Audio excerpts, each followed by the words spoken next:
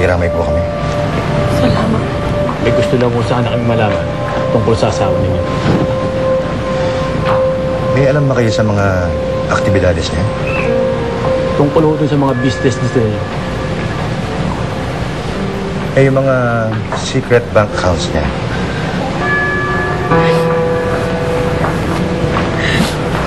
Bakit niyo ako tinatanong ng ganyan? Hindi ba dapat hanapin niyo kung sino mamatay sa asawa ko? Hindi ba yun ang dapat tanungin mo? Kung ano man ang gusto niyo malaman tungkol sa mga negosyo ni Mr. Francis, ako ang tanongin niyo. Sasagutin ko ang mga tanong niyo sa tamang oras. Hindi dito. Hayaan niyo muna kami magluksa.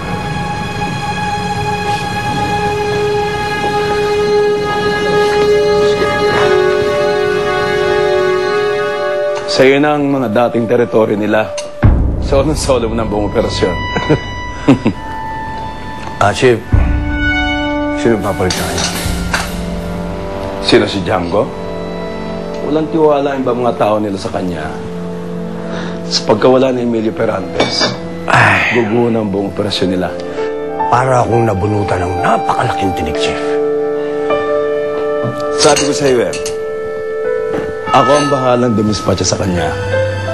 Sigurado ka bang malinis ang trabaho ng mga bata mo?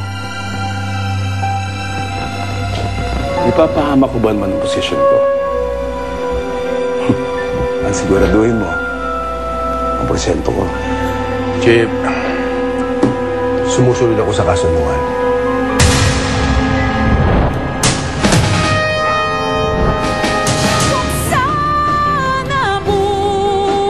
Huminahon ko muna, Evita. Hindi ako hihinahon hanggang hindi mo sa akin sinasabing totoo.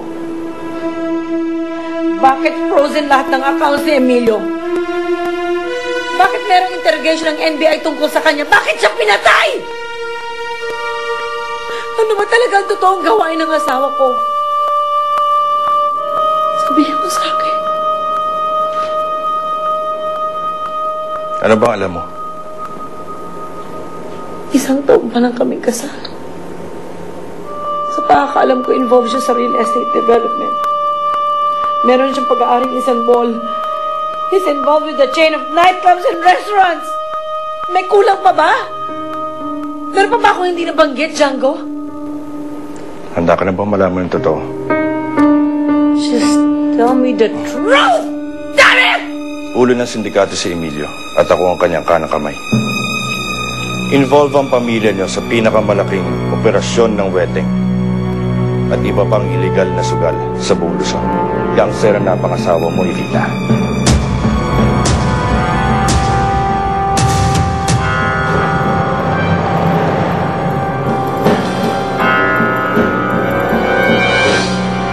Kung sana bukas...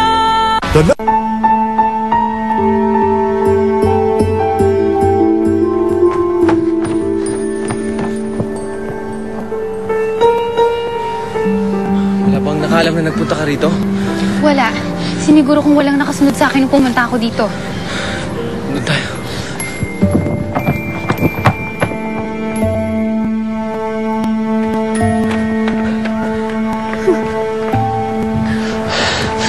Julie, may nalaman ako. Ano yun? Noong una, isip ko na wag na sabihin sa'yo.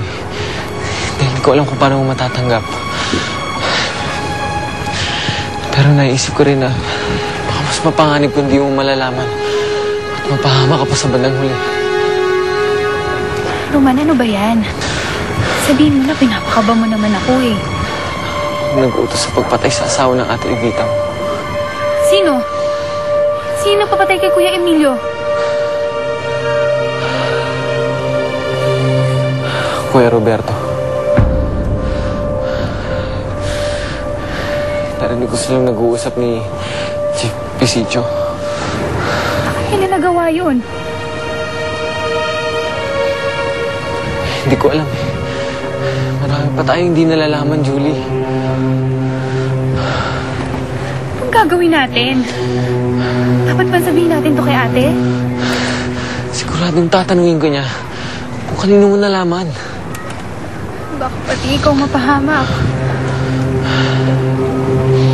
Paglalayo niya tayo, kapag nalaman niya kung sino, magsabi sa'yo. Roman, ayoko magkahiwalay tayo. Ako rin. Hindi ako papayag na magkalayo tayo.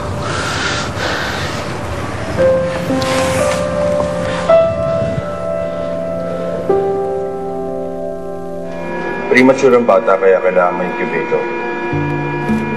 Ang liit niya, no? Sa tingin mo kaya makakayanan niya?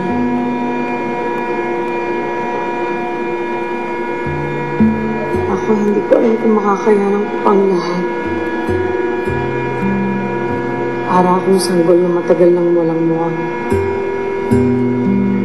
At ngayon na nakita ko ng mundo ko.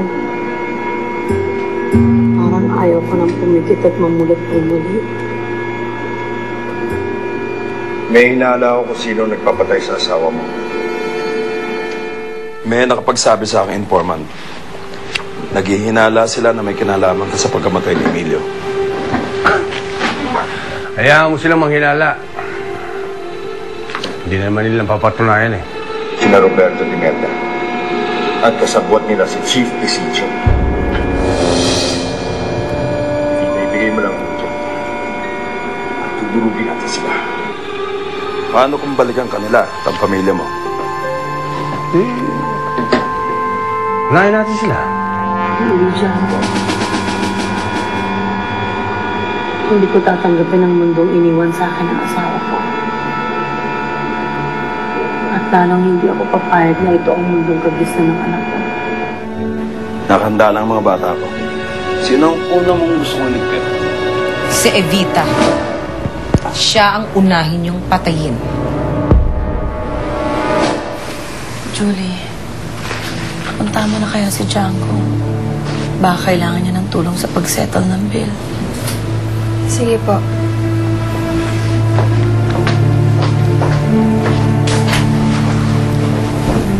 Anong plano mong inanak?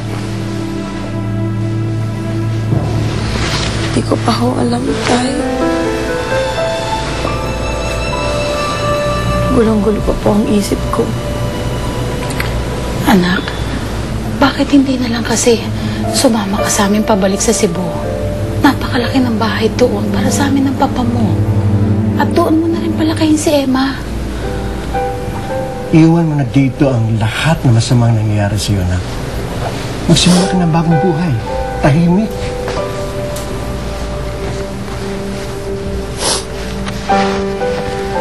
Apo.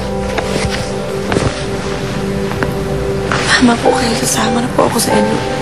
Salamat. Julie! Roman, bakit? Ang ate Evita mo. Baka nasa lobby na. Paalis na kami ng ospital ngayon eh. Papatay ng ate Evita mo. Ano? Hindi ko alam kung paano eh. Basta ang alam ko, ngayon siya papatayin paglabas yun ng hospital. Asan ba si Julie? Hindi kami nakita. Ako? Eh, may mga gamit pa ako sa kanya eh. Baka naghahanapan pa rin kayo. Kunin mo na po kotse niyo. Okay na.